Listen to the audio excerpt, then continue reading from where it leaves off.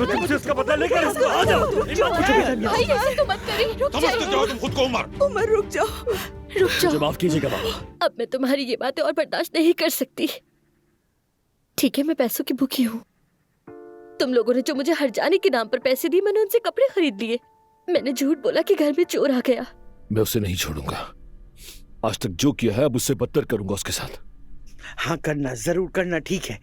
कह रही थी कि जुमाना और ओजान की शादी करवाऊंगी। मैं तो गुस्से से बोल भी नहीं पा रही हूँ, जान ले लूंगी मैं उस औरत की। नाज़ली चुप हो जाओ। अब जरा ये तो देखो, मतलब अब हम मुजरिम हो गए। तुम सब मिलकर मेरे बेटे पे चढ़ दौड़े और अब कहते हो कि मेरी बारी है। ये कौन सा नया पैतरा है तुम्हारा? हाँ, मैंने कुछ देखा इसमें, पैसे हैं क्या? अरे नहीं नहीं मलाह साहिबा, हम तो खाली हाथ है। चंद रेशमी कपड़ों के टुकड़े पड़े हैं, वही हैं।